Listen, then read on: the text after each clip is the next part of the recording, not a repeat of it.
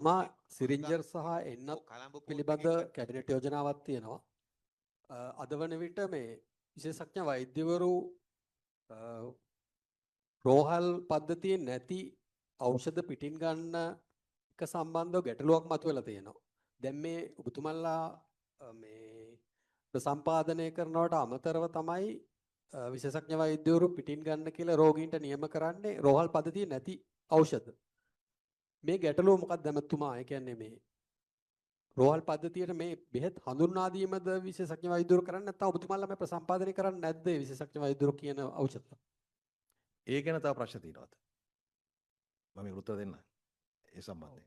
ඒ පිළිබඳ ප්‍රශ්න දෙන්නෙත්ම දැන් විශේෂයෙන්ම ලංකාවේ මේ ඖෂධ සම්බන්ධයෙන් ප්‍රතිපත්තියක් හදනවා කියලා ඔබතුමාලා සෑහෙන දුරට යෝජනා කරා. මොකද ඖෂධ රෝගීන්ට දෙන ඖෂධවල ප්‍රමිතිය වගේම කොච්චර ප්‍රමාණයෙන් ඖෂධ නිකුත් කරනවද අනිත් වෛද්‍යවරයා නිකුත් කරන ඖෂධය මොකක්ද ඒක පිළිබඳව නියාමනයක් තියෙනවද කියන මේ ප්‍රතිපත්තිය හැදීමක් ප්‍රමාදයක් තියෙනවද ඒකට මූලාරම්භයක් අරගෙන තියෙනවද ඊළඟට දැන් මේ GM එක ඉල්ලලා තියෙනවා යම්කිසි ගයිඩ්ලයින් එකක් ඒගොල්ලොන්ට ප්‍රශ්න ඇති වෙයි කියන එක. මම හිතන්නේ එතන අංගවන්නේ දැනට යන නඩුව මම හිතනවා ડોක්ටර් කෙනෙක්ට යන නඩුවත් එක්ක නිසාත් දන්නේ නැහැ. ඒ කියන්නේ මේ එලියෙන් ගන්න එක ගැන ප්‍රශ්න ඇති වෙයි. ඒ නිසා ගයිඩ්ලයින් දෙන්න කියලා. දෙවැනි එක යුනියන් වලින් සමහරවල්ලාට මතු කරලා තියෙන මේක සම්ප්‍රදායක් වෙන්න යනවා. මේක දැන් ඉස්සරහට දිගටම බෙහෙත් ලෙඩුන්ට ගේන්න වෙයි. මේ දේවල් ගන්න වෙයි එළියෙන්ම. එතකොට දැන් මේක අනිත් පැත්ත දැන් මෙච්චර කාල තිබුණු එකත් වෙනස් කරලා කිසිම හැම ඖෂධයක්ම දෙන්න තැනට මේක මාරු කරන එකනේ සාමාන්‍ය බලාපොරොත්තු වෙන්නේ NPP ආණ්ඩුව වගේ එකකින්. ඒතකොට ඒක කොහොමද මේක තත්ත්වය වෙනස් කරලා එතනට ගේන්නේ දැන් අර මේගොල්ලෝ කියන තත්ත්වය වෙනස් කරලා. පැහැදිලි. සාමාන්‍යයෙන් රෝහලට ඖෂධ සැපයන ක්‍රම තුනක් තියෙනවා. එකක් තමයි විශේෂඥ වෛද්‍යවරුන් විසින් ඒ අයගේ රෝගීන්ට අවශ්‍ය කරන ඖෂධ ලයිස්තුවක් සකස් කරනවා.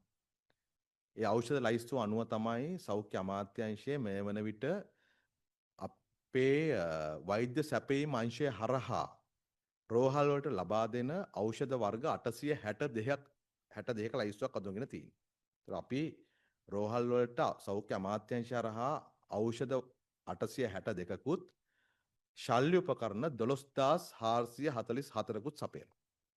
මේ ලයිස්තුව සකස් කරන්නේ සෞඛ්‍ය අමාත්‍යාංශය වුණාට ඒ සඳහා නිර්දේශ ලබා ගන්නේ රෝහල් වල ඒ ඉන්න විශේෂඥ වෛද්‍යවරුන්ගෙන්.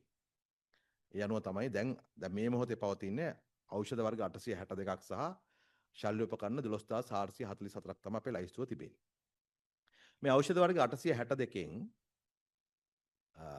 ඖෂධ සංස්ථාව රාජ්‍ය ඖෂධ සංස්ථාව SPC එක ඖෂධ වර්ග 432ක් සඳහා ටෙන්ඩර් කරනවා. ශල්‍ය උපකරණ වල 12444න් 5906ක් සඳහා රාජ්‍ය ඖෂධ සංස්ථාව ටෙන්ඩර් කරනවා. මේක තමයි සාමාන්‍ය ක්‍රියාවලිය. මේ ඖෂධ සැපයීමේදී සමහර විටින් විට බාධාවන් එන්න පුළුවන්. ඒ ඖෂධ සහ ශල්‍ය උපකරණ අපි ටෙන්ඩර් එක දුන්නත් විටින් විට බාධා වෙන්න පුළුවන්. ඒ කියන්නේ අපි අත්දකින්න තත්ත්වය ඒ එකක්. නමුත් මේ ටික සැපයීම තමයි රජය මූලිකත්වය ලබා දෙන්නේ. දෙවෙනි කාරණය සමහර විට වෛද්‍ය සැපයීම අංශය හරහා මෙලෙස ඖෂධ සැපයීමේදී යම් ප්‍රමාදයක් සිදු වෙන බව අපිට දැනුනොත් ප්‍රාදේශීයව ඒ ආයතන වල ප්‍රධානීන්ට ඖෂධ සහ ශල්‍ය උපකරණ මිලදී ගැනීම සඳහා ක්‍රමවේදයක් තියෙනවා. අපි කියන ලෝකල් පර්චේස් කියලා. ඒ අනුව සාමාන්‍යයෙන් මෙවැනි අර්බුදයක් එනවා කියලා දැනගත්තොත් ඉවර වෙනකන් ඉන්න ඕනේ සති දෙකකට කලින් එයාට පුළුවන් ක්‍රමවේදය ආරම්භ කරන්න. අදාළ විශේෂඥ වෛද්‍යවරයා ඉල්ලීමක් කළාම ඒ තිබෙන ෆාමසිස්ට්ගේ එකඟතාවයත් මත ඒ රෝහලේ අධ්‍යක්ෂවරයාට පුළුවන් ඒකට අනුමැතිය සඳහා වෛද්‍ය සැපයීම අංශයට ඉදිරිපත් කරන්න. වෛද්‍ය සැපයීම අංශය සාමාන්‍යයෙන් දින දෙකක් යනකොට මේකට අදාළ කරන අනුමැතිය ලබා දෙනවා. එතනදී අපි සලකන්නේ වෛද්‍ය සැපයීම් අංශයේ මධ්‍යම ගබඩාවේ මේ ඖෂධය තිබෙනවාද? එහෙම නැත්නම් අපිට ළඟ ඕඩර් එකකින් මේක කළමනාකරණය කරගන්න පුළුවන්ද කියන කාරණාව. ඒක බැරි නම් අනිවාර්ය වශයෙන්ම ලෝකල් පර්චේස් වලට අනුමැතිය ලබා දෙනවා. සමස්ත ක්‍රියාවලියට දින 5ක් උපරිම දින 6කින් එච්චරන්නේත් නැහැ ලෝකල් පර්චේස් කරන්න පුළුවන්. ඒකත් එතකොට අපි පිළිගත්ත ක්‍රමවේදයක්. අපි මේ පහුගිය මාර්තු 21 වෙනිදා සම්මත කරන ලද අයවැයේදී රුපියල් කෝටි 3500ක් වෙන් කළා ලෝකල් පර්චේස් සඳහා. අපි මම කිව්ව අර රාජ්‍ය ඖෂධ සංස්ථාවට ඖෂධ 432ක් සහ ශල්‍ය උපකරණ 5906ක් මිලදී ගන්න වෙන් කරේ රුපියල් කෝටි 6000යි බිලියන 60යි. ලෝකල් පර්චේස් වලට බිලියන 35ක් වෙන් කළා තියෙනවා. මොකද පසුගිය වසර දෙක තුන ඇතුළතදී මේ සිදුවෙච්ච ප්‍රමාදයන් නිසා මේ ප්‍රශ්නේ එන්න පුළුවන්කම තිබෙන බව අපි දැනගත්ත නිසා රජය මගින් කළ හැකි දේ තමයි භාණ්ඩාගාරයේ මුදල් වෙන් කළ දෙන එක. එතකොට මේ ක්‍රම දෙකම පැවතුණු ක්‍රමවේදයන්. එතකොට මේ දෙකනොත් පරිබාහිරව සමහර විට එක්කෝ ඒ රෝහලේ මේ ඒ කියන්නේ රෝහලේ ඖෂධය නැත්නම් එහෙම නැත්නම් විශේෂඥ වෛද්‍යවරයාගේ පළපුරුද්ද මත ඔහු හිතනවා වෙනත් ඖෂධයක් මේ රෝගියාට ලබා දීම සුදුසුයි කියලා. ඒ අනුව ඒ විශේෂඥ වෛද්‍යවරයාට පුළුවන් ඒ රෝගියාගේ ඥාතීන්ට හෝ රෝගියාට ඉල්ලීමක් කරන්න මේක ලබා දෙන්න කියලා. මේක සාමාන්‍ය රෝහලකට ලැබෙන පරිත්‍යාග වගේ දෙයක්. ඒ ක්‍රමයක් යම් සුළු මට්ටමකින් ක්‍රියාත්මක වුණා. හරි. එතකොට යම් වෛද්‍යවරයෙක් ලියලා දෙනවා නම් මෙන්න මේ උපකරණය සමහර උපකරණ අතර ගත්තොත් ඔය ශල්‍ය උපකරණ වලින් තමයි මේ ප්‍රශ්නේ ගොඩක් වෙලාට පැන නගින්නේ. ඒ ශල්‍ය උපකරණවලදී අපි රජය ලබා දෙන සමහර උපකරණවල ඒ කියන්නේ අපි කියන්නේ පොදුවේ අවශ්‍යතාවය. යම් රෝගියෙකුට ඒකේ ඒ අපි හිතමු යම් ඒ ගේන උපකරණයට වඩා පොඩි වෙනසක් තියෙන ශල්‍ය උපකරණයක් අවශ්‍ය වෙන්න පුළුවන්. ඒතර ඒක රෝහලට දැන් ලබා දීලා තියෙන එකෙන් කරගන්න බැරි නම් අදාළ විශේෂඥ වෛද්‍යවරයා කියනවා මේ උපකරණය එහෙමනම් අපිට අරගෙන දෙන්න කියලා. ඉතින් අපිට ඒක වළක්වන්න බෑ. අනිත් එක මේ ලබා දෙන විශේෂඥ වෛද්‍යවරුන් ඉල්ලීම් කරන සියලුම ඖෂධ ලබා දෙන්නත් රජයට හැකියාවකුත් නැහැ. එහෙම කරන්න බෑනේ. ඒතර අපි දෙන්නේ බහුතර ප්‍රමාණයක් පාවිච්චි කරන වැදගත්ම ඖෂධ සඳහා තමයි රජය මුදල් වෙන් කරන්නේ. ඒක අර ක්‍රමවේදය තියෙනවා. ඒතර මේ ක්‍රමවේදයත් මෙච්චර කාලයක් ප්‍රශ්නයක් නැතුව කරගෙන ආවා. ඒතර සාමාන්‍යයෙන් අපි කියන්නේ චිට්ටය ලියලා දුන්නාම එළිය ගිහිල්ලා ෆාමසි එකකින් ගන්න පුළුවන්. ෆාමසියෙන් ගන්නකොට ඒ රෝගියාට රෝගියාගේ ඥාතීන්ට පුළුවන් ෆාමසි කීපයකට ඇවිදලා අඩු මිල ගණන් තියෙන එතනින් ගන්න. එහෙම නැත්නම් ඇහුවොත් එහෙම මේක තියෙන්නේ කොතනද මේ ශල්‍ය උපකරණය කියලා ඕනනම් ඒ වෛද්‍යවරයා හෝ කවුරු හරි කියයි අහවල් ෆාමසි තියෙනවා කියලා එකේ ප්‍රශ්නයක් නැහැ. නමුත් ප්‍රශ්නේ පැන නගින්නේ රෝහලේ තිබෙන හෝ නැති ඖෂධයක් හෝ ශල්‍ය උපකරණයක් අහවල් ෆාමසියෙන්ම ගන්න කියලා ඒ ෆාමසියේ අලෙවි කරනවා සාමාන්‍ය වෙළඳපොලේ පවතිනවට වඩා 3-4 ගුණයක වැඩි මිලට. එතකොට ඒක වංචාවක්නේ. වෙළඳපොළ නියාමනයේ අනුව වෙළඳපොළ ඉන්න ඉල්ලුම සැපයීම අනුව ඕනෑම කෙනෙකුට අයිතියක් තියෙනවා ගිහිල්ලා මිල අඩු තැනකින් ගන්න.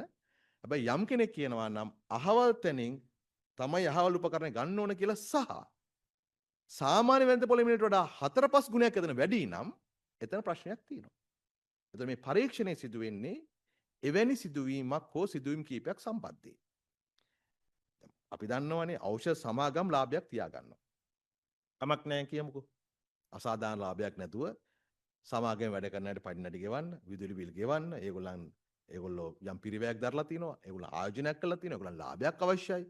ඒ ඔක්කොමත් දරාගෙන සමාගමක් විසින් වෙළඳපොළට ගේන මිලටත් වඩා 4-5 ගුණයක් අතරමැදියක් තියාගෙන කවුරු හරි තියාගෙන රෝගියෙකුට ශල්‍ය උපකරණයක් හරි ඖෂධයක් ලබා දෙනවා නම් එතන වංචාවක් තියෙනවා. මෙන්න මේක සම්බන්ධයෙන් තමයි අලස් කොම්සම් පරීක්ෂණ කරගෙන යන්නේ. ඒ නිසා දැන් මේ සිදුවීම පදනම් කරගෙන අවංකව වැඩ කරන විශේෂඥ වෛද්‍යවරු හෝ සෞඛ්‍ය බලධාරීන් අනියත බියක් සැකයක් විචිකිච්ඡාවක් ඇති කරගත යුතු නෑ. ඇයි? රෝහලේ ඖෂධය හෝ ශල්‍ය උපකරණ නැත්නම්. එහෙම නැත්නම් විශේෂයෙන් ශල්‍ය උපකරණය ඒ විශේෂඥ වෛද්‍යවරයාට හරියටම ගැලපෙන්නේ නැත්නම් රෝගියාගේ පාර්ශ්වයෙන්ුත් කැමැත්තක් තිබෙනවා නම් ගෙනා ගන්න පුළුවන්. නමුත් ඒක ASCII ඒ අවස්ථාව පාවිච්චි කරලා අයුතු ලෙස ලාභ ලැබීමේ ව්‍යාපාරය කියන්නේ කම්පැනිටත් වඩා 4-5 ගුණයක් ලාභ ගන්න තැනක් කරනවා නම් ඒක රෝගී භාවය දඩමීමා කරගෙන කරගන්න බරපතල වංචාවක්. ඒකට තමයි නීති ක්‍රියාත්මක වෙන්නේ. එහෙම නැත්නම් අර සාධාරණව සච්චේතනාවෙන් කටයුතු කරන වෛද්‍යවරුන්ට සෞඛ්‍ය බලධාරීන් නෙමෙයි. ඒ නිසා මේකේ අනවශ්‍ය ප්‍රශ්නයක් හදන්න එපා කියලා මම මේ අවස්ථාවේ සියලුම ඒ විශේෂඥ වෛද්‍යවරුන්ට සෞඛ්‍ය කාර්ය මණ්ඩලය ඉල්ලා හිටිනවා. ඔබ බය වෙන්න එපා. අවංක වැඩ කරන අය බය වෙන්න එපා. ඔබ සච්චේතනාවෙන් මේ සෞඛ්‍ය පද්ධතිය පවත්වාගෙන සඳහා කරගෙන ආපු වැඩ කටයුතු කරගෙන යන්න. අපිට ආර්ථිකය ශක්තිමත් වෙනකොට ඔබ ඉල්ලන සියලුම ඖෂධ සහ ශල්‍ය උපකරණ ලබා දෙන්න පුළුවන්කම තිබෙන පළමු මොහොතේ අපි ඒවා ලබා දෙනවා. දැනුත් රුපියල් බිලියන 183.5ක් මේ අවුරුද්දට පමණක් වෙන් කළා තියෙනවා. ලබනවා තවත් වැඩිකින් වෙන් කරනවා. එහෙම වෙන් කළ තිබියදීත් අපිට සපයාගත නොහැකි සහ ඔබේ අත්දැකීම් අනුව වඩා හොඳයි හිතන දෙය ඉල්ලුම් කරන්නට සච්චේතනාවෙන් ඔබට මේකෙන් බාධාවක් වෙන්නේ නැහැ. කරුණා කරලා දැන් අපි අමාරුවෙන් අතර මම සෞඛ්‍ය අමාත්‍යාංශයේ බාර ගන්න වෙලාවේදී තිබුණු ලොකුම ප්‍රශ්නය තමයි කලින් හිටපු ඇමතිවරයා සහ සමහර නිලධාරීන් කරපු බරපතල මූල්‍ය වංචා නිසා සෞඛ්‍ය අමාත්‍යාංශය දැඩි ලෙස ගල් ගැහිලා තිබුණේ. ටෙන්ඩර් සිදු වුණේ නැහැ. ටෙක් වලට යන්න අදිමදි කරා. සමහර නිලධාරීන්ට විමර්ශන 3-4කට මුහුණ දෙන්න සිද්ධ වෙලා තිබුණා. කියන්නේ එහෙම අතර ගත්තොත් එහෙම කරගන්න අමාත්‍යාංශයක වැඩක් කරගන්න අමාරු එහෙම වෙනකොට. සාමාන්‍ය දෙයකටවත් අනුමැති ලබා ගන්න නොහැකි තත්ත්වයක් තිබුණේ. අපි පහුගිය මාස 7 ඇතුළතදී මේ සියලු දෙනාගේ විශ්වාස ක්‍රමානුකූලව හැදුවා. ඒ නිසා මම ඔබට කලින් කිව්වා වගේම පහුගිය අවුරුද්දේ පළවෙනි මාස 5 SPC එක ටෙන්ඩර් කරේ ඩ්‍රග්ස් 68කට උනාට අපි 268ක් ටෙන්ඩර් කරා මේ පහුගිය මාස 5. එහෙම කරන්න පුළුවන්කම ලැබුණේ මේ ඇය තුළ විශ්වාසය හදපු නිසා. අන්නේ විශ්වාසය හදාගෙන යනකොට මේ ක්‍රියාවලිය දැන් යම් තැනකට එමින් පවතිනවා. තව මාස කිහිපයක් ගත වුණාම අදාළ ඇනවුම් වලට අවශ්‍ය කරන ටෙන්ඩර් ටික සම්පූර්ණ වෙලා අදාළ ඖෂධ සහ ශල්‍ය උපකරණ ටික ලැබෙන්න පටන් ගන්නවා. දැන් මේ ප්‍රශ්නේ සැලකියුතු මට්ටමක් විසඳෙනවා.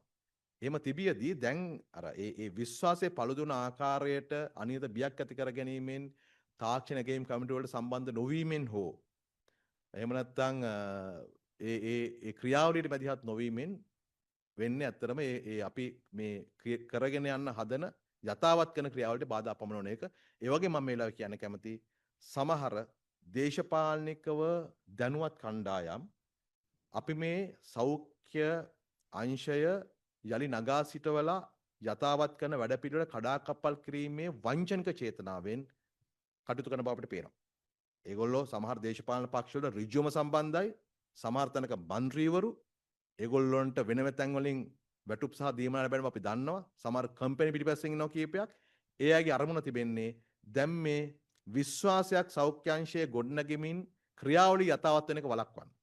සමහර අවංකව වැඩ කරන නිලධාරීන් ටාගට් කරගෙන ඒ අය බියවත් ගන්න, ඒ අය මේ තනතුරු වලින් ඉවත් කරවන්න, පවුල් වලට බලපෑම් කරන්න, සමාජ මාධ්‍ය උපයෝගී කරගෙන කටයුතු කරන බව අපිට තොරතුරු ලැබිලා තියෙනවා. බුද්ධ්‍යංශ වාර්තා කරලා තියෙනවා. මම කියන්නේ කරුණා කරලා ඒකට යන්න එපා. ඒකට අපේ සෞඛ්‍ය බලධාරීන්ට අහු වෙන්නත් එපා. අරයට යට කරන්නත් එපා කියලා මම කියන්නේ. ඒක කඩාකප්පල්කාරී වැඩක්. ඒවට අපිට දෙන්නේ නැහැ. මේක අපි ක්‍රමානුකූලව හිමින්සර ස්ථාවර කරනවා. ඒකට ඉතින් දැනුවත් අහු වෙන්නත් එපා, නොදැනුවත් අහු වෙන්නත් එපා කියන එක තමයි මට කියන්න තියෙන්නේ. රෝහලේ මේ ස්ථාවර විශේෂඥ වෛද්‍යවරයෙක් සිද්ධිය සම්බන්ධයෙන් සෞඛ්‍ය අමාත්‍යාංශයෙන් මොකක් හරි විමර්ශනයක් සිද්ධ වෙනවද? දැනට සෞඛ්‍ය අමාත්‍යාංශය පැත්තෙන් විමර්ශනයක් ආරම්භ කළා තියෙනවා ජාබද රෝහල මට්ටමින්. ඒ වගේම පහුගිය කෝප් කමිටුවේදීත් මීට අදාළ සමහර කරුණු ප්‍රමාණයක් එළදරව් වෙන පටන් ගත්ත ජාබද රෝහල ආශ්‍රිතව කෝප් කමිටුවේදී එළදරවුණු කරුණු වලට දැනට අපි විමර්ශන දැනට අපි වාර්තාව සකස් කරමින් යනවා. ඊළඟ අපිට මාසයක් කාර්යයක් ලබා දුන්නේ සෞඛ්‍ය අමාත්‍යාංශයට ඒ වාර්තාව ඉදිරිපත් කරගන්න පුළුවන්කම ලැබෙවි. මේ සම්බන්ධව වෙන විමර්ශනයක් අපි ආරම්භ කරලා තිබෙනවා. අපිට පැයක් ගත වෙන්න විනාඩි 5ක පමණ කාලයක් තිබෙන්නේ. ලබා දෙන්න මොකද පටන් ගත්තෙත් පරක් වෙලා ඊට පොඩි කාලයක් ලබා දෙන්න මේ පළාත් පාලන ආයතන පටන් ගත්ත එකට අදාළ වෙන්නේ නැහැ. දෙර කාලය. හොඳයි. ප්‍රශ්න කිහිපයක් තියෙනවා අපිට මම හිතන්නේ මෙතුමා ප්‍රශ්නයක් යොමු කරන්න උත්සාහ කරා. එක ප්‍රශ්නයක් තමයි කොළඹ වරායේ අර කොන්ට්‍රැක්ට් එක මාගා නම්බර් 9 ඒකේ ඩොලර් වැලියු එකක් තියෙනවද? අනිත් එකට 17 ටුවරිසම් ලෝ එකේ ඒකේ මොනවද කරන්න බලාපොරොත්තු වෙන්නේ නැමෙතුමා ආයතන එක්කාබද්ධ කරනවද නැත්නම් මොන හරි ටුවරිසම් එක කොයිකද? ටුවරිසම් කියන්නේ 17 අලුත් ලෝ එකකින් මේ පරිපාලන ව්‍යුහය වෙනස් කරන්නේ. ඔව් මොකක්ද? ඔව් ඒකේ බලාපොරොත්තු වෙන්නේ මේ දැනටමත් මෙන්න මේ සංචාරක ව්‍යාපාරයේ සංචාරක කර්මාන්ත